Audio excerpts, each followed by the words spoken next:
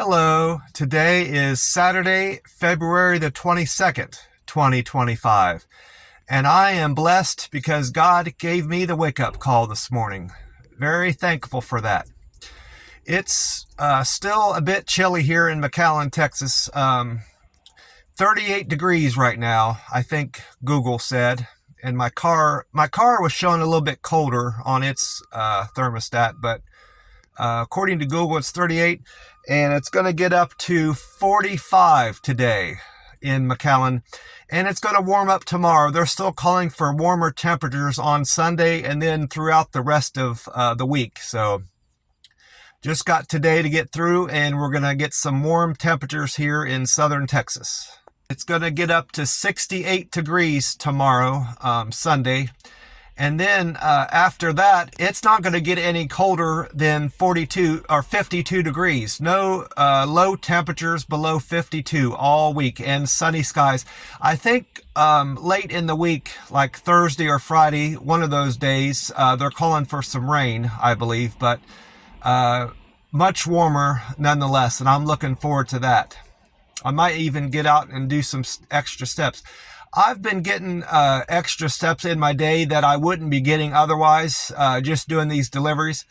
What I did this out in Las Vegas because I was much busier doing Uber Eats deliveries out there. The tips were smaller, but on average, I was making better money out there because I was more busy, and I didn't have time to walk after work or before work. I wanted to get out on the road. So what I would do is I would park farther out from the restaurant than I needed to, or I should, and I'd get my extra steps in a day. And you figure in you're going to do, like, let's say you do 25 deliveries, you visit 25 restaurants a day, and you walk 200 paces to the restaurant and 200 paces back.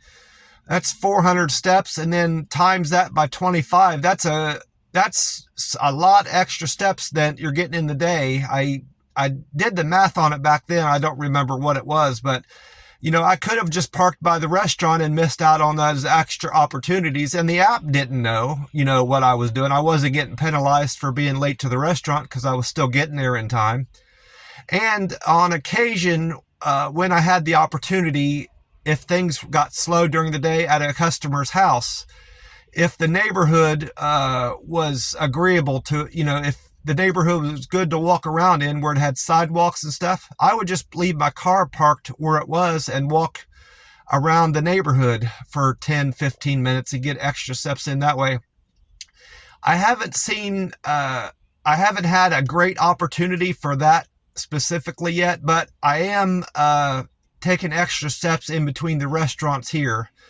And yesterday, based on how many deliveries I did and how far I parked away from the restaurants, I imagine I got in an extra 3,000, 4,000 steps or so just yesterday, that on top of all the other walking I did, that I would have done naturally. I did have a good day money-wise on the Uber Eats app. I did 105.72. So I'm still in the hole about $60 or $70. If I don't hit that, if I get over $100 today and tomorrow, like 105 like I did yesterday, I'll be fine, with that. That'll still put me in the hole about $50 or so, but I'm not going to sweat it. I worked as much as I could, got in as much deliveries as I could. I'm not going to take a lot of subpar deliveries just to try to hit an arbitrary $100 mark every day, because I'll end up burning more gas out of my car than I should have, and I won't actually be making that much money. I've been focusing on three things with my the orders I pick. They have to be generally around $5 or more and pay $18 or more per hour. And they can't take me too far out of these preferred delivery areas that I like to stay around. That Nolana Loop is a great area, and downtown McAllen and Pharr at certain parts of the day are great areas, and they're relatively close together. sometimes I was ended up out in Mission and Mission, Texas, and these little towns. Donna, Texas is another part of near McAllen. There's nothing out there. There's no restaurants out there to speak of. And I end up having to drive 4 or 5 or more miles back to a preferred delivery area, and that's no good.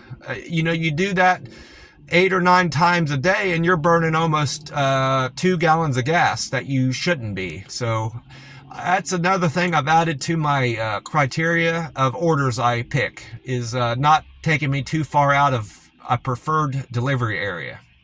I did another plasma donation yesterday. My routine I think I'm going to set up is doing plasma donations on Wednesdays and Fridays after I'm done doing deliveries, and then I go to the Golden China Restaurant, which is right next door. It's just a few doors down to the left from the plasma place. I had no problems doing this donation, second time being there. The lady, when I first registered on Wednesday, she suggested I download the Grifols app, Grifols app on my phone. That would help me with the check-in process. You have to answer these questions before you donate plasma every time, and it just takes like a minute or two. And she said if you had it on your phone, you could pre-sign in and out in your car, and then when you come in, just scan your phone. Well, I don't like having all these apps on my phone.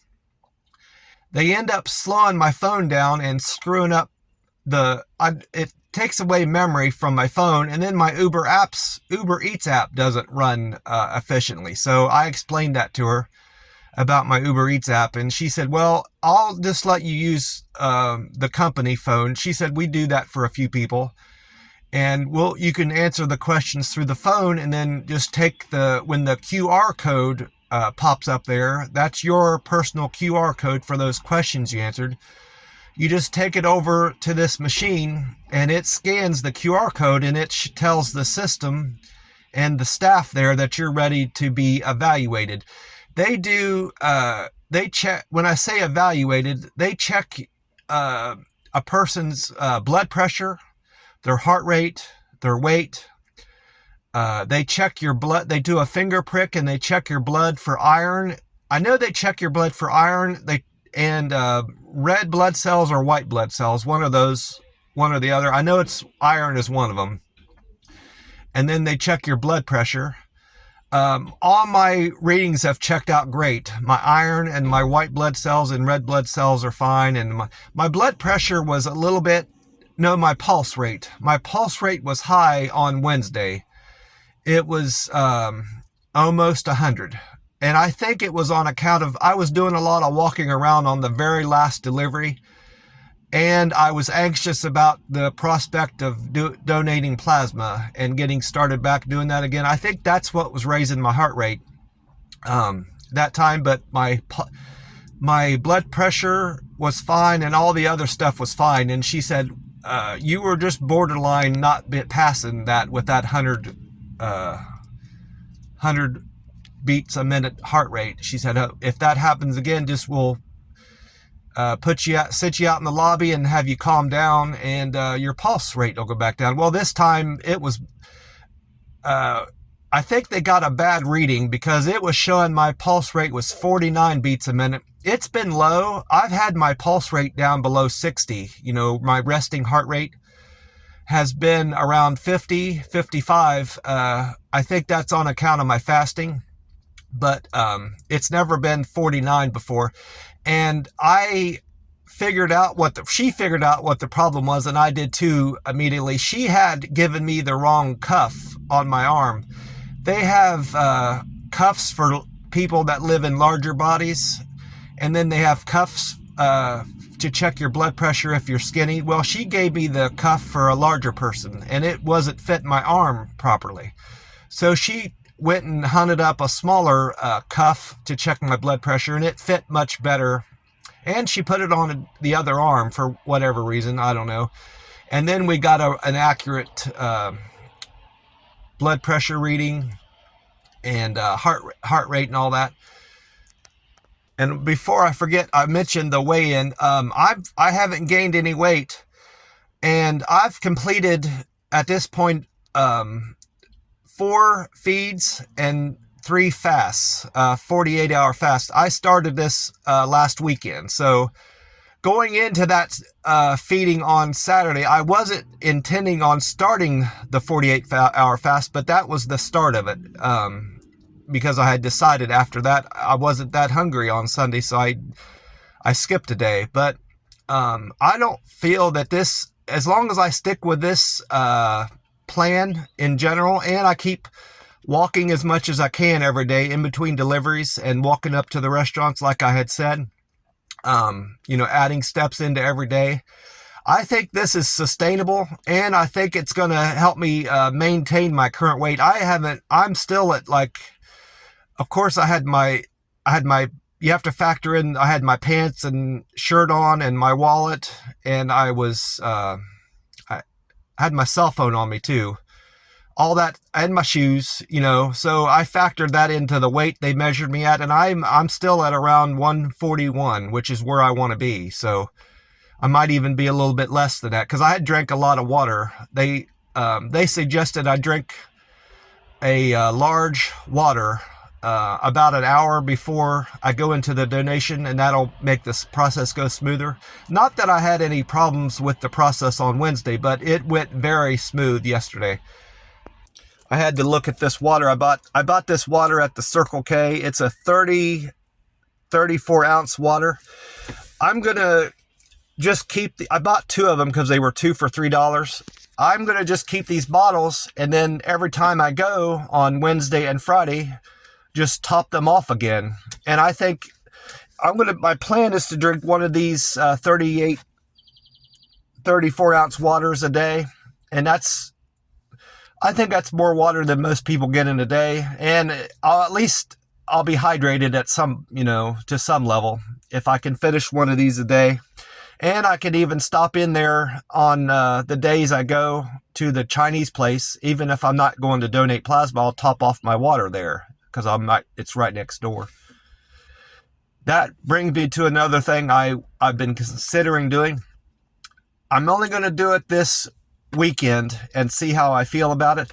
I've mentioned this before, that I don't necessarily feel like eating every time I break my fast this week, that I felt like I probably could have gone another day. I'm going to try that. So I'm going to fast. I ate last night after 6. I think I finished up around 7. So I'm not going to eat today or tomorrow, which is Sunday. And then Monday, I'm going to eat that evening once I get done with my deliveries. Now, if I don't feel good Sunday night, I'll break my fast. If I don't feel good Monday morning, if I feel even worse Monday morning, and I don't feel like I can wait till the evening, I'll break my fast early. But right now, that's my plan with my fast. I'm going to try to do a 72-hour fast over the weekend and see how I feel. And if I can do that and maintain my weight at around 140, I could just eat on Mondays, Wednesdays, and Fridays. And that's what they call rolling 72s and rolling 48-hour fast. There's a guy on YouTube that does this. He's skinny like me, and he was big. He was he was fat like I used to be. I used to be 300 pounds, and I've lost 160 pounds. Most of it I lost in about 2 years, 3 years ago, and I've kept it off this past 3 years. But his story's more or less like mine. He's older. He was 40 or 42 when he started, and he dropped the weight. So you don't have to wait. You don't have to don't let your age keep you from thinking that fasting will work for your weight loss, and just don't give up. I was 44, 45 when I discovered fasting, and I've lost all that weight. So you can do it at any age. But anyway, I'm following this guy. His name's Jerome, and I think his YouTube is called Finally Fasting on YouTube. His name's Jerome, And he gave me the idea of doing these rolling 48s and the 72-hour fast. He does it all the time, even though he's skinny now. So, and he just eats large meals.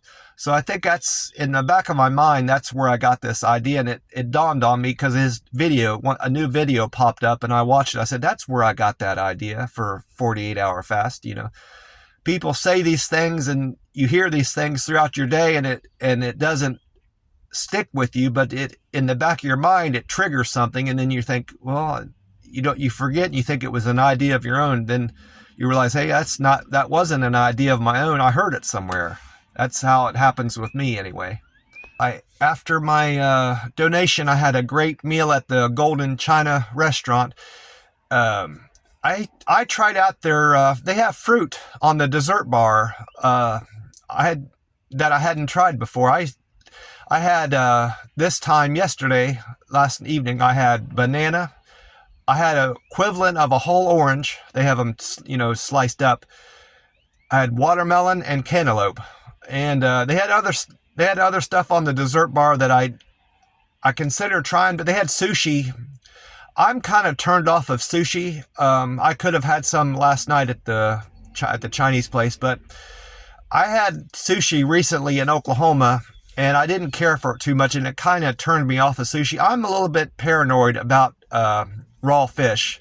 So I think if I do have any sushi, I won't have any that has fish in it. It'll be like the veggie. You can have vegetable sushi. I might just try that if I ever try it again.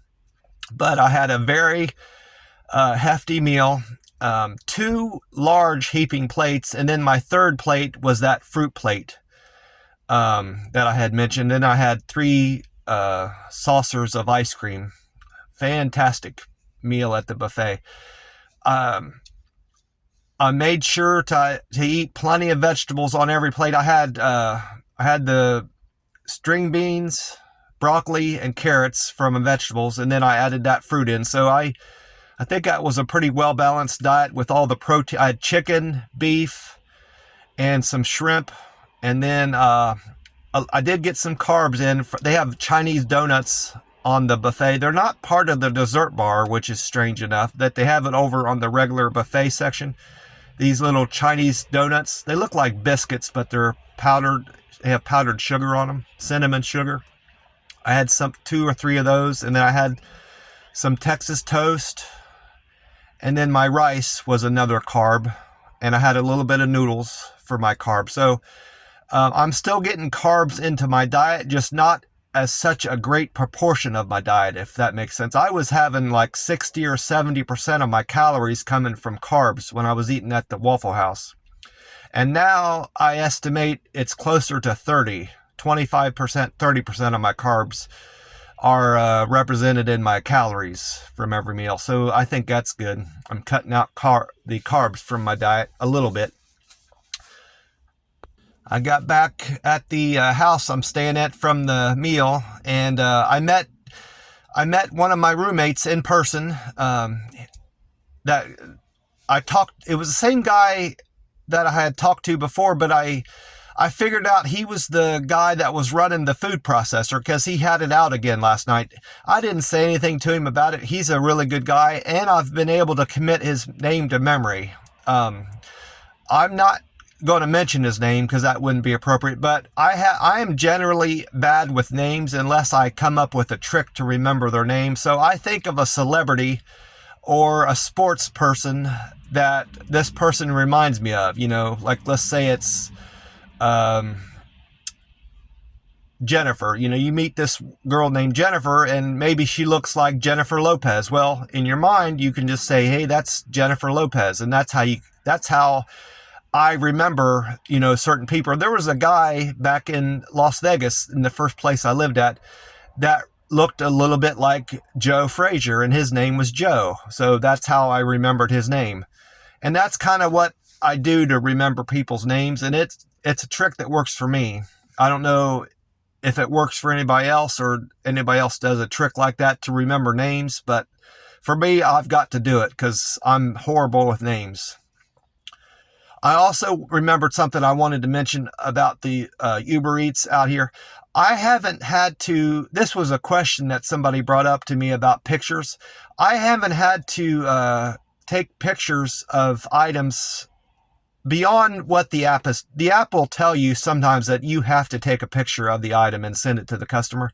Well, I got in the habit of doing that with every single order, whether the customer or the app wanted me to, because I was having people out there say that I didn't deliver their food to their front door. And I was able to stop that by sending them a picture of their front door with the food with the food sitting in front of it and right to their phone. And I kept that picture and the text on my phone and for like 2 or 3 weeks until I know they didn't put in some kind of false claim on me, because that was going to end up affecting my money and my job with the Uber Eats out there and my business.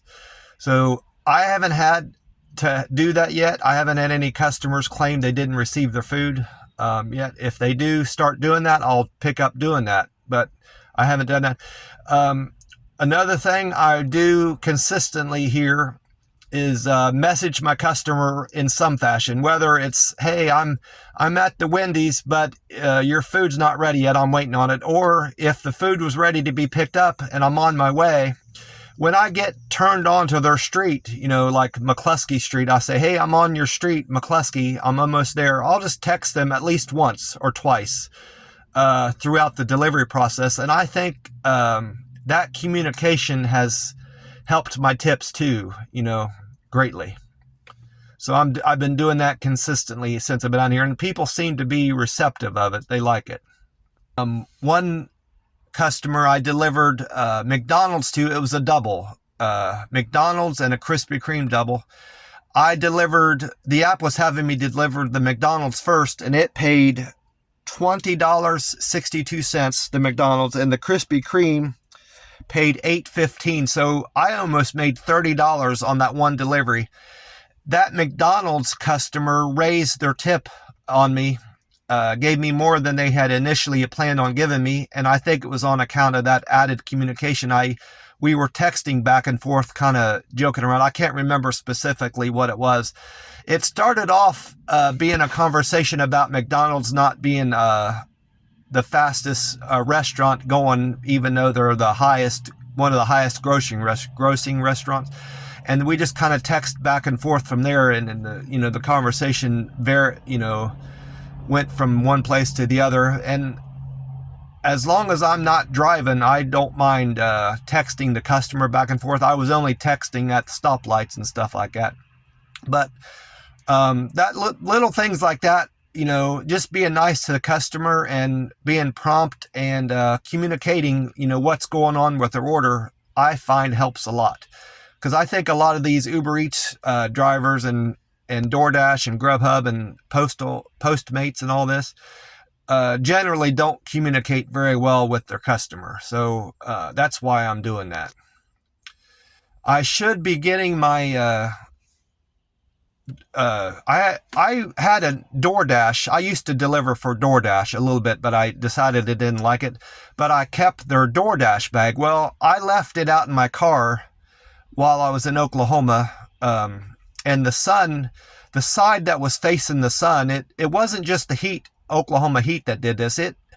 The sun melted the side of the DoorDash bag that was facing the sun and ruined it. So I ordered another DoorDash bag. I could have ordered an Uber Eats bag, but I don't like those bags. I had one and I don't like how they look and I don't like how they zip up. I prefer the DoorDash bag.